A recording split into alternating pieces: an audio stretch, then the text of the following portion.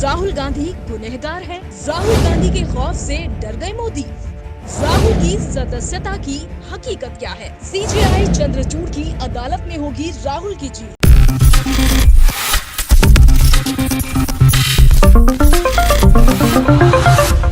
क्या राहुल गांधी के सच से घबरा गए हैं देश के प्रधानमंत्री नरेंद्र मोदी? सवाल यह है कि ऐसा मैं कह क्यों रहा हूं। सवाल यह भी है कि मुझे कहने की जरूरत क्यों पड़ी है।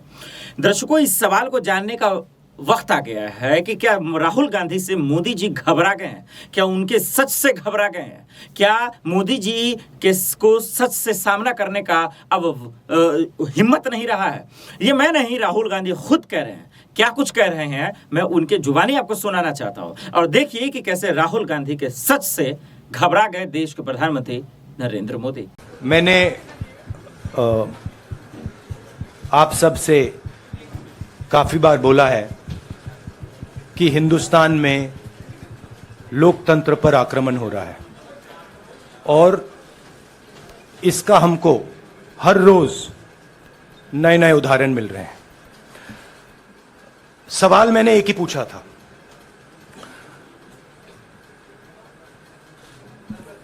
फाउंडेशन पे जाता हूं, अदानी जी की शेल कंपनीज हैं, अदानी जी की शेल कंपनीज हैं, उसमें 20,000 करोड़ रुपया किसी ने इन्वेस्ट किया। अदानी जी का पैसा नहीं है, का पैसा नहीं है। अदानी जी का इंफ्रास्ट्रक्चर बिजनेस है, पैसा किसी और का है। सवाल यह है, ये जो 20,000 करोड़ रुपए हैं ये किसके हैं? यह सवाल मैंने पूछा। मैंने पार्लियामेंट हाउस में प्रूफ देके, जो मीडिया रिपोर्ट से मैंने निकाला, अदानी जी और नरेंद्र मोदी जी के रिश्ते के बारे में डिटेल में बोला। रिश्ता नया नहीं है, रिश्ता पुराना है। जब नरेंद्र मोदी जी गुजरात के सीएम बने थे तब से रिश्ता है, और उसके बहुत सारे पब्लिक प्रूफ्स हैं। हवाई जहाज में मैंने फोटो दिखाई, नरेंद्र मोदी जी बड़े कंफर्ट में बैठे हुए थे अपने दोस्त, अपने मित्र के साथ। पार्लियामेंट में मैंने दिखाई। यह सवाल मैंने पूछा। फिर मेरी स्पीच को एक्सपंज किया गया। मैंने स्पीकर को डिटेल चिट्ठी लिखी, पॉइंट बाय पॉइंट, कि मैंने कहा कि एयरपोर्ट्स अदानी जी को रूल बदल के दिए गए हैं। ये लीजिए रूल की कॉपी, उसको बदला गया है। चिट्ठी लिखी, कोई फर्क नहीं पड़ा। फिर मेरे बारे में मंत्रियों ने पार्लियामेंट में झूठ बोला कि मैंने विदेशी ताकतों से मदद मांगी। मैंने ऐसी कोई बात नहीं की है। मैंने कहा स्पीकर से, मैंने जाके कहा, स्पीकर सर, पार्लियामेंट का नियम है कि अगर किसी मेंबर पर कोई एक्यूजेशन लगाता है तो उस मेंबर को जवाब देने का हक होता है। मैंने एक चिट्ठी लिखी, उस चिट्ठी का जवाब नहीं आया। दूसरी चिट्ठी लिखी, उस चिट्ठी का जवाब नहीं आया। फिर मैं स्पीकर के चेंबर में गया। मैंने स्पीकर सर से कहा, स्पीकर सर, यह कानून है, यह रूल है, इन्होंने झूठा आरोप लगाया है, मुझे आप बोलने क्यों नहीं दे रहे हैं? स्पीकर सर मुस्कुराते हैं, कहते मैं नहीं कर सकता। और फिर उसके बाद आपने सबने देखा क्या हुआ। सवाल पूछना मैं बंद नहीं करूंगा। नरेंद्र मोदी जी का अदानी के साथ क्या रिश्ता है और 20,000 करोड़ रुपए किसके हैं, मैं पूछता जाऊंगा। मुझे कोई डर नहीं लगता इन लोगों से। और अगर ये सोचें कि मुझे डिस्क्वालीफाई करके, धमका के, जेल में डाल के मुझे बंद कर सकते, नहीं, मेरी वो हिस्ट्री नहीं है। मैं हिंदुस्तान के लोकतंत्र के लिए लड़ रहा हूं और मैं हिंदुस्तान के लोकतंत्र के लिए लड़ता रहूंगा, किसी चीज से नहीं डरता हूं, यह सच्चाई है। अब सवाल ये आता है कि क्या राहुल गांधी से डर गए मोदी जी? सच तो हमने आपको दिखा दिया, लेकिन अब डर का विषय आ गया।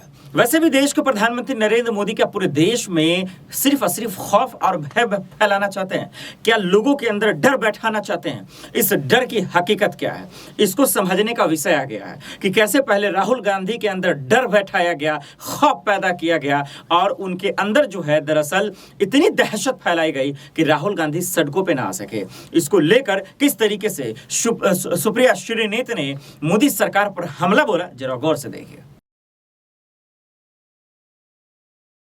राहुल गांधी जी विदेश के दौरे में हैं और यह सर्वविदित था कि जैसे ही वो विदेश जाएंगे, भाजपा की आईटी सेल, चरण चुंबक एंकर, चवन्नी छाप ट्रोल नेता और बड़े बड़े ट्रोल मंत्री कूद पड़ेंगे ये कहने पर कि अरे मोदी जी की बेइज्जती होगी, अरे देश के खिलाफ बोल दिया, अरे देश का विदेशी धरती से अपमान कर दिया। दो तीन चीजें लेकिन कही जा रही हैं, तो पहले उसका जवाब दे देती हूँ।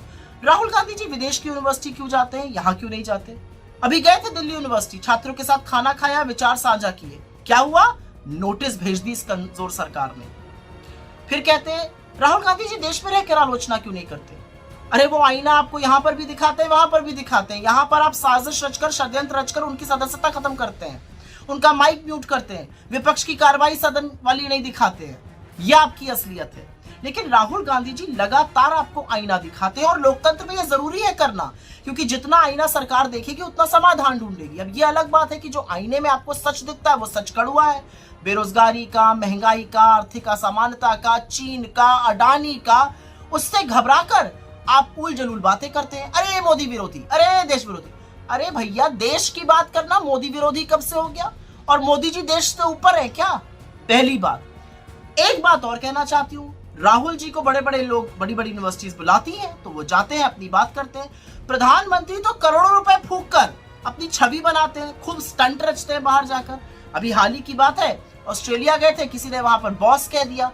अरे भैया, चरण चुंबक मीडिया तो मानो गदगद हो गया, वाह वाह वाह वाह होने लगा। लेकिन उसी के 24 घंटे के अंदर ऑस्ट्रेलिया ने देश के 6 राज्यों से स्टूडेंट्स के आने पर पाबंदी लगा दी। अरे बॉस थे तो वो पाबंदी हटाते, और चरण चुंबकों एक शब्द उस पर नहीं निकला आपके। तो दिक्कत की बात यह है कि मोदी जी के बारे में राहुल जी ने ऐसा कुछ भी नहीं कहा है, उनकी तारीफ करी है। क्या कहा है कि मोदी जी इतने सर्वज्ञानी हैं कि भगवान के साथ बैठे तो ब्रह्मांड समझा देते हैं, वैज्ञानिकों के साथ बैठे विज्ञान, इतिहासकारों को तो इतिहास समझा देते हैं, सेना को युद्ध समझा देते हैं और एयरफोर्स को उड़ना समझा देते हैं। अरे मोदी जी तो वो सर्वज्ञानी हैं जिनको ये सारी बातें आती हैं। अब भक्त असमंजस में है कि इस पर क्या कहें। अगर कुछ कहेंगे तो मोदी जी की काबिलियत पे शक हो गया, और अगर कुछ नहीं कहेंगे तो मतलब राहुल जी की बात सही है, तो फंस गए बेचारे भक्त। लेकिन भक्तों, मुझे आपको एक छोटी सी राय देनी है, और राय ये है कि मोदी जी ने महानतम थ्योरियां दी हैं इस दुनिया को। याद है ना, रेडार थ्योरी, फिर गटर गैस से चाय बनाने वाली थ्योरी, फिर हवा से पानी निकाल लो विंडमिल वाली थ्योरी, फिर सदियों पुरानी कॉस्मेटिक सर्जरी थ्योरी, फिर 140 करोड़ के देश में 600 करोड़ ढूंढ लेने वाली थ्योरी, फिर मौसम नहीं बदला है हम बदल गए हैं थ्योरी, फिर 1988 में ईमेल और डिजिटल कैमरा वाली थ्योरी। मतलब लिस्ट तो बहुत लंबी है। A² B² = 2AB वाली थ्योरी, फिर विवेकानंद जी, गुरु नानक देव जी और संत कबीर जी एक साथ बैठ के चर्चा करते थे। ये अलग बात है, वो अलग अलग सदियों में पैदा हुए थे। तो भक्तों, परेशान मत हो, थोड़ा सा पानी पियो और इन महानतम थ्योरीज पर रिसर्च करो, क्योंकि इस देश का लोकतंत्र प्रधानमंत्री मोदी की तरह छुई मुई नहीं है। इस देश का लोकतंत्र प्रखर है, उसको और पुरजोर बनाना है। इस देश का लोकतंत्र तो वो है जहां पर प्रधानमंत्री नेहरू अपने खिलाफ आर्टिकल लिखते थे और आपकी तरह रोना नहीं रोते थे, जहां विश्व की आंख में आंख डालकर भारत का हित सर्वोपरि रखा जाता था, और विदेश नीति का मतलब सिर्फ अपने मित्र को कारोबार दिलाना और अपनी छवि संवारना नहीं होता था। इसलिए मोदी जी और उनके भक्तों, काम पर ध्यान दीजिए। राहुल गांधी जी अपना काम कर रहे हैं, जो लोकतंत्र में एक नागरिक होने के नाते उनको करना चाहिए, विपक्ष का सदस्य होने के नाते करना चाहिए। आप लाख रोना रोते रहिए, मीडिया लाख सवाल उठाता रहे, असलियत ये सवाल आज पूरा देश उठा रहा है। आईना आपको दिखाया जा रहा है, आईने में आप देख नहीं रहे, आप धूल आईने की साफ कर रहे हैं, लगी चेहरे पर हुई है। और यही वजह है कि राहुल गांधी को हाईकोर्ट जाना पड़ा, क्योंकि सदस्यता रद्द का मामला तो आप जानते हैं, मोदी सरनेम का मामला तो आप जानते हैं, और इसी वजह से राहुल गांधी से डरे थे मोदी जी। इसी वजह से राहुल गांधी के अंदर खौफ पैदा किया गया था, उन्हें डराया गया था, धमकाया गया था, ताकि राहुल गांधी को कोर्ट जाना पड़े। राहुल गांधी को 2 साल की सजा सुनाई गई, और इसीलिए अब ये विषय आ गया है समझने का कि राहुल गांधी को आखिर कोर्ट जाना क्यों पड़ा। इसको जरा बारीक से समझिएगा, इसके सच्चाई का अंदाजा लगाइएगा, खुद आपको एहसास हो जाएगा कि राहुल गांधी दरअसल कोर्ट क्यों जाना पड़ा। राहुल गांधी गए या उन्हें भेजा गया है, इसके पीछे की साजिश क्या है, जरा देखिए। उनके खुद वकील अभिषेक मनु साहब किस तरीके से कह रहे हैं कि राहुल गांधी को कोर्ट भेजा गया है या वो खुद गए हैं। ये दुर्भाग्यपूर्ण है कि आज एक निर्णय आया है, कन्विक्शन को निलंबित नहीं किया गया है। ये सभी जो मूलभूत आधार हैं कानून के इस क्षेत्र के, उनके अनुसार ये गलत है। एक गलत निर्णय को अफर्म किया गया है, वो गलत है। हमारे पास जितने भी कानूनी विकल्प हैं, प्राथमिक जिसमें है उच्च न्यायालय की तरफ जाना, उसके अधिकार क्षेत्र का हम उपयोग करेंगे, निकट भविष्य में करेंगे। इसमें तिथि देना आवश्यक नहीं है, लेकिन हमारे सभी अधिकार क्षेत्र जल्द से जल्द इस्तेमाल किए जाएंगे। आप जानते हैं कि हमारे जो संवैधानिक न्यायालय हैं, जो उच्च न्यायालय भी आता है, जिसमें उच्चतम न्यायालय भी आता है, उनके पास व्यापक ऐसे पावर्स हैं जिनके अंतर्गत ये जो गलत कारणों से, गलत कानूनी आधार पर 2 निर्णय आए हैं, उनको चुनौती दी जाएगी। और हमें आशा और विश्वास है कि जल्द से जल्द ये सही की जाएगी, गलती को ठीक किया जाएगा न्यायिक कानूनी रूप से। सपोर्टर देखा आपने तस्वीरें, और तस्वीर देखने के बाद राहुल गांधी के समर्थक आग बबूला हुए, वो गुस्सा हो गए, वो नाराज हो गए, और देश की राजधानी दिल्ली के सड़कों पर आ गए उनके समर्थक। हजारों समर्थक उतर गए और मोदी जी से सवाल पूछने लगे। मोदी जी दम है तो राहुल गांधी का सामना कीजिए, मोदी जी दम है तो राहुल गांधी के साथ का मुकाबला कीजिए। और क्या कुछ कह रहे हैं उनके समर्थक, वो जरा सा बारीक से समझिएगा दर्शकों, जरा सा सुनिएगा, जरा ध्यान से समझिएगा कि कैसे राहुल गांधी के समर्थन में मोदी सरकार के खिलाफ सड़कों पर आकर तबाही मचा दी, हल्ला बोल दिया। देखिए क्या कुछ कह रहे हैं। राहुल गांधी जिंदाबाद जिंदाबाद, राहुल गांधी जिंदाबाद जिंदाबाद जिंदाबाद, राहुल गांधी जिंदाबाद जिंदाबाद जिंदाबाद, राहुल प्रियंका जिंदाबाद जिंदाबाद जिंदाबाद, राहुल प्रियंका जिंदाबाद जिंदाबाद जिंदाबाद।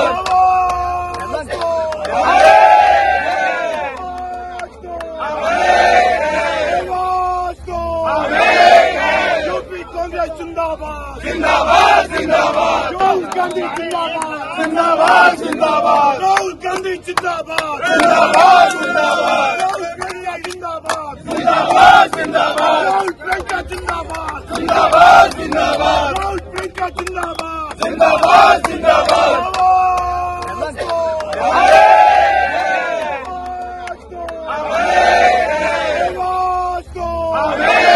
जिंदाबाद। यूपी कांग्रेस जिंदाबाद जिंदाबाद जिंदाबाद, राहुल गांधी जिंदाबाद जिंदाबाद जिंदाबाद, राहुल गांधी जिंदाबाद जिंदाबाद जिंदाबाद, राहुल गांधी जिंदाबाद जिंदाबाद जिंदाबाद, राहुल प्रियंका जिंदाबाद जिंदाबाद जिंदाबाद, राहुल प्रियंका जिंदाबाद जिंदाबाद जिंदाबाद।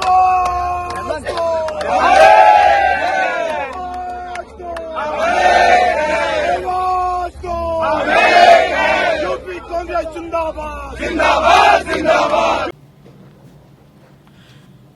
क्या राहुल गांधी से मुकाबला कर पाएंगे मोदी जी?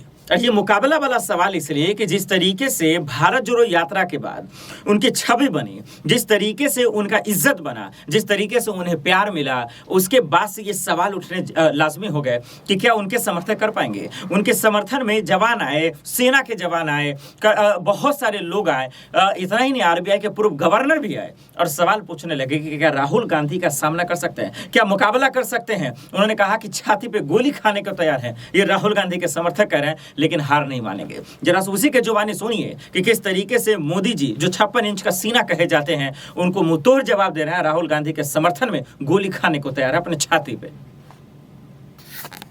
इनको ये नहीं मालूम कि हमारे नेता राहुल गांधी जी शेर हैं, शेरों की तरह लड़ते हैं, सच्चे हैं, स्पष्ट हैं, साफ बात करते हैं, जुमलों की राजनीति नहीं करते हैं, जो कहते हैं वो करते हैं। गारंटी 4 या 5 या 6 गारंटी अलग अलग स्टेट में उनके मुद्दों के हिसाब से देते हैं और उसको पूरा करते हैं।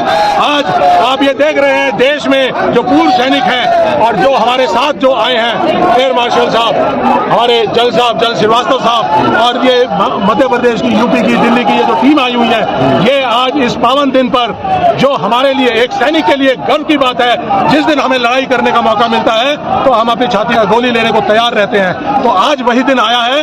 राहुल जी, आपकी लड़ाई सड़क पर हम लड़ेंगे, लीगल बैटल जो आपकी चल रही है वो लीगल बैटल चलाएं, लेकिन सड़कों पर पूर्व सैनिक आपका साथ देकर, सैनिक समाज आपका साथ देकर, हमारे 1 करोड़ सैनिक और पूर्व सैनिकों के परिवार आपका साथ देकर आपकी लड़ाई को सड़क से लेकर संसद तक लड़ाई लड़ेंगे और 2024 में इस मगरूर सत्ता को सत्ता से बेदखल करेंगे। तो क्या हकीकत यही है कि राहुल गांधी के कामयाबी से बौखला गए देश के प्रधानमंत्री नरेंद्र मोदी? क्या मोदी जी राहुल गांधी की कामयाबी और उनकी तरक्की को देखना नहीं चाहते हैं? क्या है इसकी सच्चाई, क्या है इसकी हकीकत? इसको परखने और समझने का वक्त आ गया दर्शकों। और इसको लेकर अलका लांबा ने बजबते एक वीडियो जारी किया और उन्होंने कहा है कि उनकी सदस्यता रद्द, अडानी पर सवाल उठाना, मोदी जी इसका सामना करना, और सबसे हकीकत की बात तो यह है कि भारत जोड़ो यात्रा के बाद जो कामयाबी, जो तरक्की राहुल गांधी ने पाई है, उससे बौखला गए हैं देश के प्रधानमंत्री नरेंद्र मोदी। कैसे अलका लांबा गुस्से में राहुल गांधी की तारीफ के साथ साथ मोदी जी पर हमलावर हो रही हैं और बता रही हैं कि कैसे राहुल गांधी से डर गया और खौफ में है मोदी जी। जरा गौर से सुनिए। देखिए, बिल्कुल निराशा नहीं है। मेरे जैसे लाखों कांग्रेस कार्यकर्ता देश के हर मुख्यालय पर पहुंच गए हैं। राहुल गांधी जी के साथ हम खड़े हैं पूरी ताकत से। राहुल गांधी जी ने एक ही हमें बात समझाई है, डरो मत, हम कोई नहीं डर रहे हैं। दूसरा था लड़ेंगे, लड़ रहे हैं और जीतेंगे, और इस लड़ाई को भी हम जीतेंगे। ये राहुल गांधी जी के खिलाफ नहीं, ये देश के लोकतंत्र, संविधान और संवैधानिक संस्थाओं का जो दुरुपयोग है उसकी लड़ाई जो है हम सब मिलकर लड़ रहे हैं। क्या था सवाल श्री राहुल गांधी जी का? संसद में खड़े होकर बार बार यही पूछा कि मोदी जी का अडानी के साथ क्या संबंध है? अडानी की कंपनियों में, शेल कंपनी, फर्जी कंपनियों में लगा 20,000 करोड़ किसका? इस पे जेपीसी की जांच होनी चाहिए, यही तो मांगे उठ रही थी। क्या किया आपने? जांच की बजाय राहुल गांधी जी की सदस्यता लेते हैं। लेकिन राहुल गांधी जी सांसद नहीं है, विधायक नहीं है, संवैधानिक पद पर नहीं है। कहां जाते हैं? मणिपुर, जलते हुए मणिपुर में जाते हैं, लोगों के राहत कैंप में जाते हैं, वहां की गवर्नर को मिलते हैं और मणिपुर के हालात को बताते हैं। और वही प्रधानमंत्री नरेंद्र मोदी जी 60 दिन से ऊपर हो गए, मणिपुर जल रहा है लेकिन मौन है। अडानी पर मौन है, बेरोजगारी पर मौन है, महंगाई पर मौन है, आपके मणिपुर पर मौन है। ये सब सवाल राहुल गांधी जी 5 लाख लोगों की रैली तेलंगाना में की, सवाल उठे हैं। और अब आप देखेंगे कि राहुल गांधी जी से पूरी तरह भाजपा बौखला गई है कि कुछ ना होने के बावजूद किस तरीके से जो है ये खेल हो रहा है। लड़ेंगे और जीतेंगे, लड़ेंगे इस लड़ाई। Thank you. यही हकीकत है कि भारत जोड़ो यात्रा के बाद राहुल गांधी देश के शेर बन गए। उन्हें शेर बनाया मोदी जी ने, उन्हें शेर बनाया मोदी जी के नेताओं ने, मंत्रियों ने, और उनके करतूतों ने, उनके नफरतों ने। क्योंकि राहुल गांधी शेर नहीं थे पहले उन्हें तो ये देश की गोदी मीडिया पप्पू समझ रही थी। लेकिन ये पप्पू देश के उन लोगों के लिए पप्पा बन गए जो देश से नफरत करते हैं, जो विपक्ष से नफरत करते हैं, जो मुद्दों पे बात नहीं करते हैं, उन सब के पप्पा बन गया आज राहुल गांधी। यही वजह है कि सुप्रिया श्रीनीत गुस्से में आकर कह रही हैं कि राहुल गांधी तो देश के शेर हैं, वो लोगों के दिलों पर राज करते हैं और इसीलिए बीजेपी के अंदर खलबली मची रहती है, इसीलिए बीजेपी के अंदर नफरत फैली रहती है, इसीलिए बीजेपी वाले खौफ खाते हैं और मोदी जी राहुल गांधी से डरते हुए नजर आते हैं। किस तरीके से राहुल गांधी को शेर बनाया? क्यों शेर बनाया? क्योंकि 56 इंच का सीना तो मोदी जी के पास है, लेकिन इसके बावजूद राहुल गांधी कैसे शेर बन गए, ये समझने का वक्त आ गया दर्शकों। जरा देखिए सुप्रिया श्रीनीत कैसे मोदी सरकार पर हमला बोलते बोलते कह दी लास्ट में कि राहुल गांधी दरअसल जो है शेर है। राहुल गांधी जी आपकी लड़ाई लड़ रहे हैं और अगर वो सदन में नहीं है तो आपकी आवाज सदन में सुनाई नहीं देगी। ये इस देश की जनता को समझना है और हम सबको समझाना है। अगर राहुल गांधी जी सदन में नहीं है तो नरेंद्र मोदी से आंख में आंख डालकर चीन पर सवाल पूछने वाला सदन में नहीं है। अगर राहुल गांधी जी सदन में नहीं है तो अडानी पर सवाल पूछने वाला नरेंद्र मोदी की आंख में आंख डालकर सदन में नहीं है। अगर राहुल जी सदन में नहीं है तो महंगाई पर, बेरोजगारी पर मोदी की आंख में आंख डाल के सवाल पूछने वाला सदन में नहीं है। यह इस देश को समझना पड़ेगा और कांग्रेस की यह जिम्मेदारी है कि हम हर उस व्यक्ति को समझाएं कि यह लड़ाई राहुल गांधी की नहीं है, यह लड़ाई कांग्रेस पार्टी की नहीं है। हम गांधी जी की समाधि पर बैठे हैं। मैं राहुल गांधी जी को अपना नेता मानती हूं, अपनी प्रेरणा मानती हूं और मैं कहती हूं कि वो एक शख्स है जिसके अंदर गांधी की आत्मा है और शेर का कलेजा है। और उस शेर से ये सरकार डर गई, ये हुकूमत डर गई, नरेंद्र मोदी डर गए। और प्रियंका जी ने बिल्कुल ठीक कहा, इस देश का प्रधानमंत्री कायर है। अगर वो कायर नहीं होता तो राहुल गांधी जी आज सांसद होते। मुझे ये कहने में बिल्कुल आपत्ति नहीं है। मैं 2 लाइन दिनकर की बोलूंगी क्योंकि वो बोलनी जरूरी है। सच है विपत्ति जब आती है कायर को ही दहलाती है, सुरमा नहीं विचलित होते, क्षण एक नहीं धीरज खोते, विघ्नों को गले लगाते हैं, कांटों में राह बनाते हैं, मुख से न कभी उफ कहते हैं, संकट का चरण न कहते हैं, जो आ पड़ता सब सहते हैं, उद्योग निरत्नित रहते हैं, शूलों का मुख न साने को, बड़ खुद विपत्ति पर छाने को, है कौन विघ्न ऐसा जग में, टिक सके वीरवर के मग में, खंभ ठोक ठेलता है जब नर, पर्वत के जाते पांव उखड़, उस पर्वत को उखाड़ना है और राहुल गांधी जी के हाथों को मजबूत करना है, उनकी लड़ाई को आगे ले जाना है। बहुत बहुत धन्यवाद। जय हिंद। और ये इतना तमाशा होने के बाद राहुल गांधी खुद आते हैं और खुद बोलते हैं। कल आपने देखा होगा कि यूपीए का इंडिया नाम रख दिया गया और इंडिया का आपको फुल फॉर्म भी बता दिया गया और राहुल गांधी ने कहा कि इंडिया जीतेगा और एनडीए हारेगा। अब तो मोदी जी आप बोल भी नहीं सकते कि इंडिया को हराऊंगा। इतनी सोच समझ कर राहुल गांधी, देखिए, जिसको पप्पू बनाने में, जिसको बेवकूफ बनाने में, जिसको मूर्ख बनाने में ये पूरी मोदी मीडिया जो लगातार दिन रात राहुल गांधी के पीछे लगे रहती थी, उनको जो है बेपर्दा कर दिया, उनको पर्दाफाश कर दिया। और राहुल गांधी, जब आप देखें कि बेंगलुरु में किस तरीके से महागठबंधन बुलाया गया, पूरे तमाम नेता आए, राहुल गांधी खुद, सोनिया गांधी, लालू प्रसाद यादव, नीतीश कुमार, अखिलेश यादव, ममता बनर्जी, तमाम वो दिग्गज मौजूद रहे, अरविंद केजरीवाल भी रहे। और उसके बाद बता दिया कि कैसे 2024 में एनडीए वर्सेस इंडिया की लड़ाई होगी और बता दिए कि हमें पीएम बनने की लालच नहीं है, हमें कुर्सी की लालच नहीं है, ये जो बार बार कहते हैं। इसीलिए मैं सवाल पूछ रहा हूं दर्शकों कि क्या देश के प्रधानमंत्री नरेंद्र मोदी को हराकर 2024 में राहुल गांधी पीएम बन जाएंगे? अब सवाल सबसे बड़ा ये है कि आखिर क्या कह रहे हैं राहुल गांधी, जरा उसको गौर से सुनिए। खारगे जी, शरद पवार जी, ममता जी, बाकी ऑपोजिशन के सीनियर नेता, प्रेस के हमारे मित्रों, आप सबका यहाँ बहुत बहुत स्वागत। यह हमारी दूसरी बैठक है और बहुत प्रोडक्टिव काम हुआ आज, बहुत स्मूथली काम हुआ। लड़ाई बीजेपी की विचारधारा, उनकी सोच के खिलाफ है। वो देश पर आक्रमण कर रहे हैं, बेरोजगारी फैल रही है, देश का पूरा धन चुने हुए लोगों के हाथ में जा रहा है। और इसलिए जब हम डिस्कशन कर रहे थे, हमने अपने आप से सवाल पूछा, लड़ाई किसके बीच में है? ये लड़ाई ऑपोजिशन और बीजेपी के बीच में लड़ाई नहीं है। देश की आवाज को दबाया और कुचला जा रहा है। ये देश की आवाज के लिए लड़ाई है और इसीलिए ये नाम चुना गया, Indian national developmental inclusive alliance, मतलब इंडिया। लड़ाई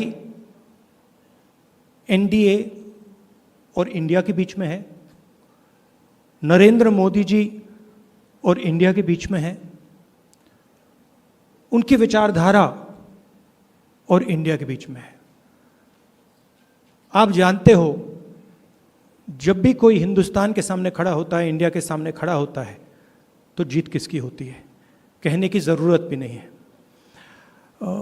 मैंने कहा दूसरी मीटिंग है, इसके बाद हमारी मीटिंग महाराष्ट्र में होगी, और हमने निर्णय लिया है, सब ने निर्णय लिया है कि अब हम एक एक्शन प्लान तैयार करेंगे जहां हम एक साथ मिलकर देश में हमारी विचारधारा के बारे में और जो हम देश के लिए करने जा रहे हैं उसके बारे में बोलेंगे। थोड़ा मैं अंग्रेजी में बोल देता हूं। It's an honor for me to come here in this meeting. I'd like to welcome all the senior leaders from the opposition. I'd like to welcome the press. The idea of India is being attacked today. It is being attacked by the ideology of the BJP.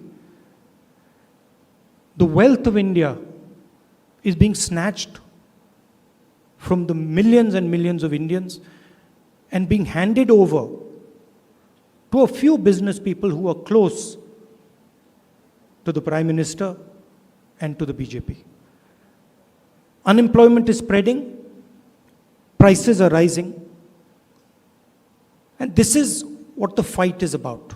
The fight is about two different ideas of India. And while we were having this discussion, this name frankly emerged from the discussion because we asked ourselves, what is the fight? Who is the fight between? And we realized the fight is not between two political formations.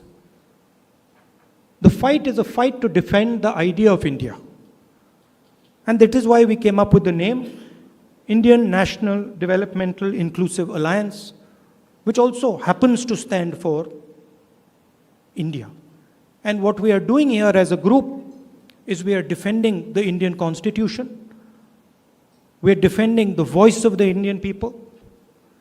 We are defending the idea of our great country, the idea of India. You know what happens to anybody who opposes or tries to fight the idea of India. You can look in our history and you will see that nobody has been able to fight the idea of India. So I don't need to go into who is going to win this fight. This is a fight between the idea of India and the idea of the BJP. This is a fight between India and the BJP. It is a fight between India and Mr. Narendra Modi. Thank you very much. सुना आपने?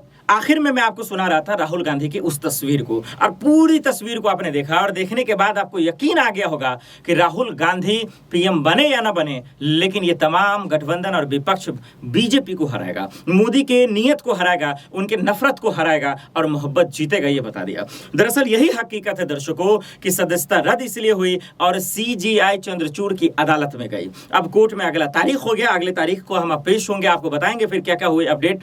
लेकिन अब सवाल यही है कि क्या CJI के चंद्रचूड़ की अदालत में जीत पाएंगे? क्या राहुल गांधी के जो वकील सुप्रिया श्रीनेत, अलका लांबा, अभिमन्यु शेख, मनु, तमाम जो वकील कह रहे हैं, उनके समर्थक जो सड़कों पे आ रहे हैं, क्या राहुल गांधी को बचा पाएंगे? क्या ये सबूत पेश कर पाएंगे सुप्रीम कोर्ट में? और क्या राहुल गांधी जीत पाएंगे? अगर जीत गए तो फिर मोदी जी अपने कमर की पेटी बांध लीजिए, क्योंकि जिस तरीके से उनके विपक्ष एक हो रहे हैं और जिस तरीके से राहुल गांधी कह रहे हैं, और अगर ये सच साबित हो गया तो फिर बीजेपी के अंदर आंधी आ जाएगी, तूफान आ जाएगा, भूचाल मच जाएगा। इसलिए तमाम तस्वीरें हमने आपके सामने दर्शकों रखी, और आपसे आखिर में सिर्फ एक सवाल पूछना चाहता हूं कि 24 में कौन, राहुल वर्सेस मोदी में कौन आगे जाएगा, मोदी जी या राहुल जी? हमें कमेंट कर जरूर बताइएगा। दर्शकों ये भी बताइएगा कि इसमें कुछ कमी रहे तो हमें कमेंट कर बताइएगा, ताकि हम उसको आगे दुरुस्त कर सकें। आज के लिए इतना ही, मुझे दीजिए इजाजत और आप देखते रहें नेक्स्ट 9 न्यूज़। नमस्कार।